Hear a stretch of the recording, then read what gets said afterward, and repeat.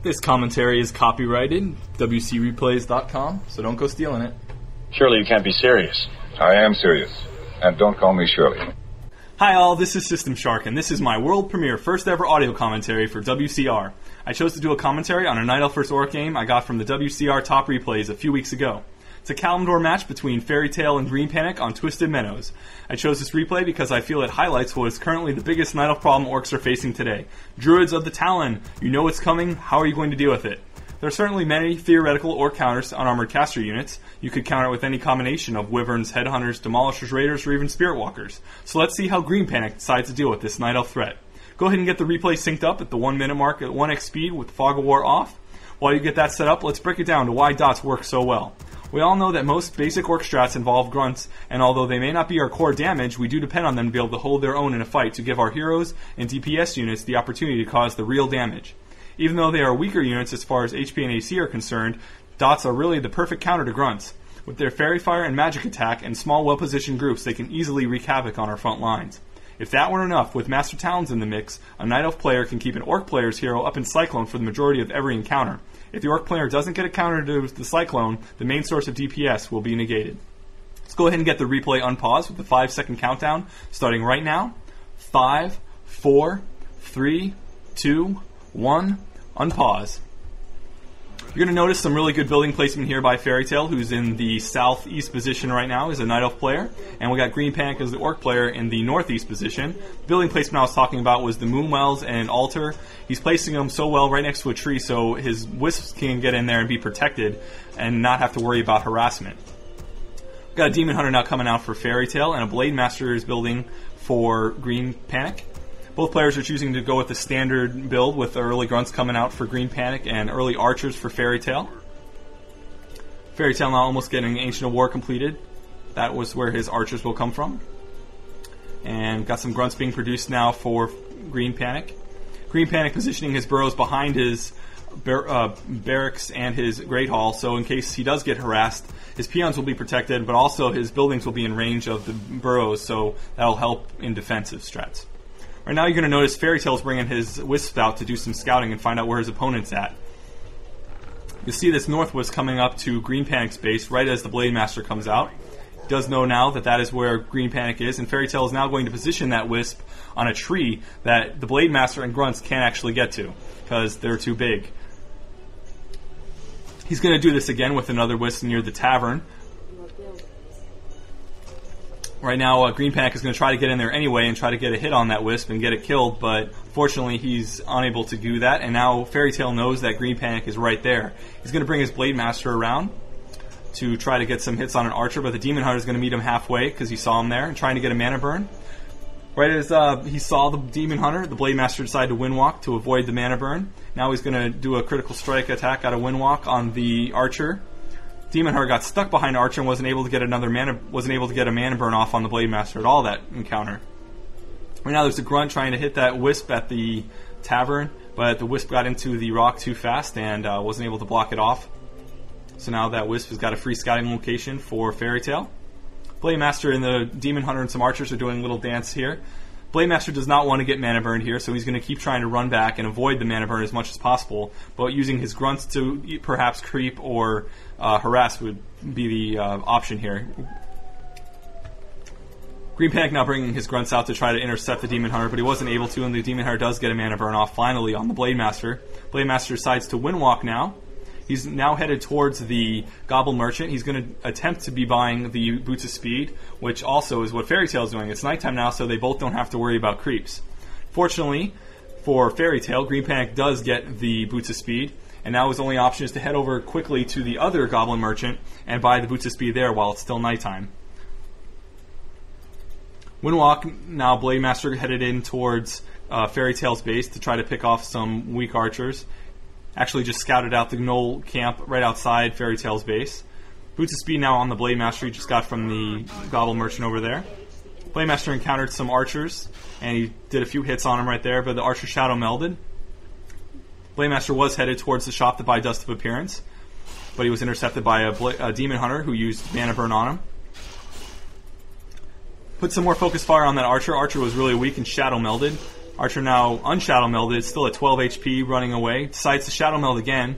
Probably was a bad idea. Probably should have ran his Archer a little bit further and maybe ran for the Moonwells, because now the Grunts are in the mix and they're going to guard that shadow melded Archer until he either breaks it or Blade Master right now going to buy dust. Archer does break shadow meld, and the Grunts get the final hit and kill it. Right now the Grunts were chasing the Demon Hunter. Demon Hunter now running away. Repositioning his units now. The Green Panic is headed towards his Knoll camp outside of his base, but some Shadow Meld Archers are going to scout him out there, and the Demon Hunter now knows that he's going to be attempting to creep out those lower level Knolls outside his base, and Fairy Tail's going to bring up to try to do a little bit of creepjacking or harassing while he's creeping. Now they're fighting here at the Knoll camp. Both kills on the Knolls go for Green Panic. Beastmaster now in the mix for Fairy Tail. Beastmaster went Quill Beast first. The extra summonable range damage is very considerable. Demon Hunter now chasing down some archers. Beastmaster tried to intercept the Blade Master, but wasn't able to, and Beastmaster gets the final hit on an archer. Now the archers, Beastmaster and Demon Hunter, are chasing down the Blade Master to try to get him killed. Demon Hunter uses a mana burn to try to get a few more bits of damage on the Blade Master, but being as they both have boots of speed, the Blade Master will get ahead of him and get away there. Grunts are now chasing a 170 HP Archer into Fairy Tail's base. The Archer used a little bit of the Moon Juice to get healed up, and another Moon Juice now. Realizing that it's going to be futile to try to kill that Archer, he might risk losing some Grunts. Green Panic decides to run away a little bit more. It doesn't want to take too much damage from these early Grunts. He doesn't want to lose any or give his opponent any experience. Right here you're going to see Green Panic using his Grunts to block off the Demon Hunters to give the weaker Grunt that's up front a little bit of a head start. That's all they could do right now. The Demon Hunter will catch up though. He does have boots of speed, so he's going to be getting some more hits on that Grunt. Green Panic now realizing that Grunt is going to be used as bait, he lets the Demon Hunter get a few extra hits on him, bringing his now Shadow Hunter out with Hex to get some major damage done on that Demon Hunter who chased that low HP Grunt. Green Panic brings that red Grunt away so that the Quill Beast and Beastmaster don't get the final hits on him. Hex goes off on an Archer that was with the Beastmaster, and Focus Fire from Grunts and the Blade Master are going to take down that Hexed Archer. Another Hex goes off on after a mana burn goes off on the Demon Hunter, and the Demon Hunter goes down. More Focus Fire going on for Archers. No Grunts have died yet on Green Panic's side. Now, Scroll Speed is used. We're trying to catch up to the slower Beastmaster to try to get surround on him. He does actually get the surround off using Grunt up front and using a tree to block. Beastmaster's taking heavy hits without a Scroll Tom Portal. The Beastmaster will go down. And Beastmaster goes down. Some weaker Grunts still running around the Nightelf base. Now he's going to try to reposition his Grunts. Right now, it would have been a good idea to maybe do a little bit of pressure on there, but level 1 heroes are going to come out so fast, and the Nightelf can produce their units out so quickly right now. It was a probably even better idea to resituate his army, get some heals on his low HP Grunts, and get his tier 2 power, which he's making right now, which are the Demolishers. Predicting that the Nightelf player is going to be going Druids of the Talon, Green Panic decides to use Demolishers to counter them. He brings up a second barracks because he knows he's going to need a lot of Demolishers out. Fairy Tail now hires a Goblin Tinker from the tavern. The summons will again serve as more of a distraction for the Orc player. Again, just so the heroes or hero abilities are taking hits on summonable units instead of his Druids of the Talon or his heroes. Fairy Tail now has all 3 of his heroes out. His Beastmaster, Demon Hunter, and Tinker. All heroes are level 1 now. Creeping a little bit to try to get a little bit of advantage after he lost a lot of all his early archers. Fairy Tail now deciding that it's a good idea to try to expand. He's going to be trying to creep his natural expansion to his west, to the west. At the same time, Green Panic is bringing his army with Demolishers now to Fairy Tail's base and trying to put a little bit of pressure on the Nightelf player. Catches him at a good time while he's creeping that base, but unfortunately Druid of the Talon Master Training just now completed as Green Panic is entering the base. So now he's going to have to worry about being thrown up in the air by Cyclone. Green Panic now putting a lot of Focus Fire on a Moonwell that was set up front, uses Ensnare to stop the repair process on a Wisp. Fairy Tail now Town Portals in to try to defend his base. It's a Twister! It's a Twister!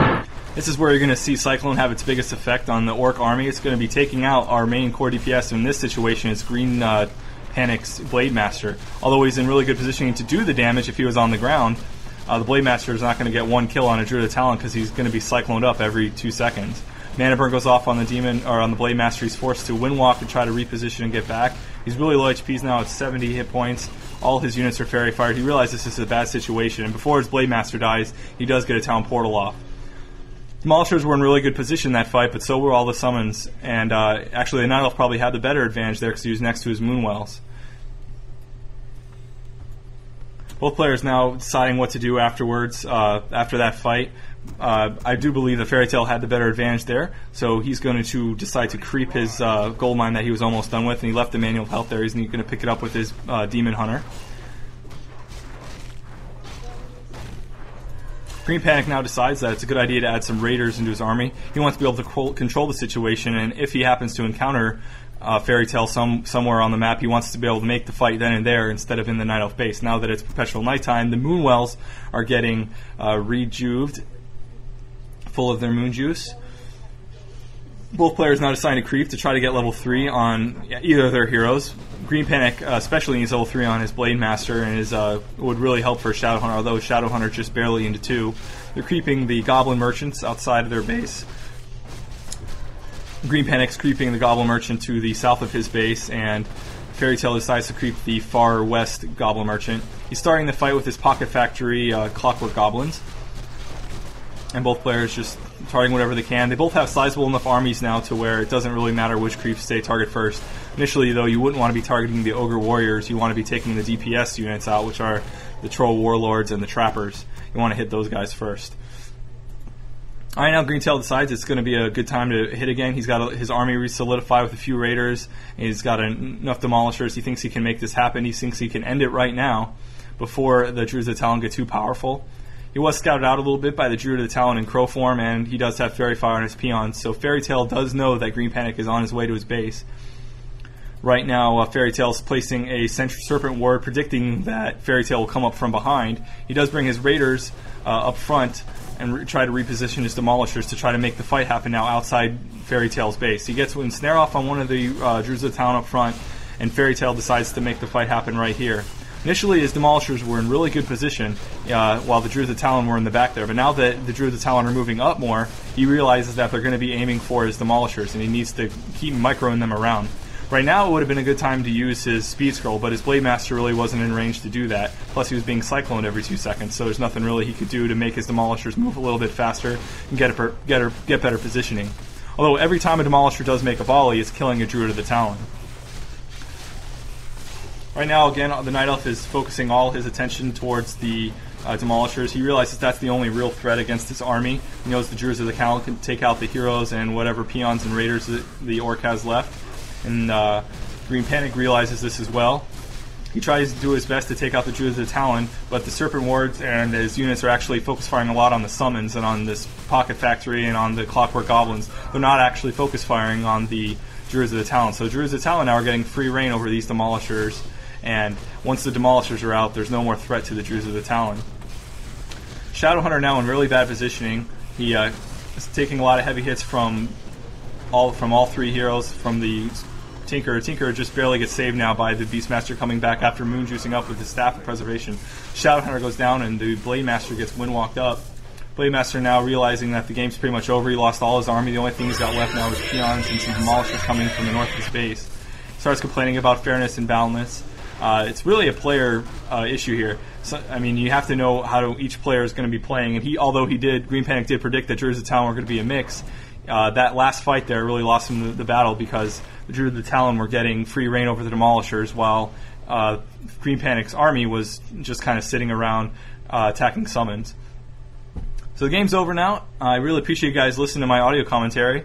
I hope I'm what you expected, or maybe more. If you guys have any questions or comments, anything you think I should do to improve, just go ahead and let me know on the comments section of this audio commentary on WCReplays.com, or you can go on the forums and private message me there. I appreciate you guys listening to my audio commentary. I hope you guys have a great day. I'll talk to you later. Bye.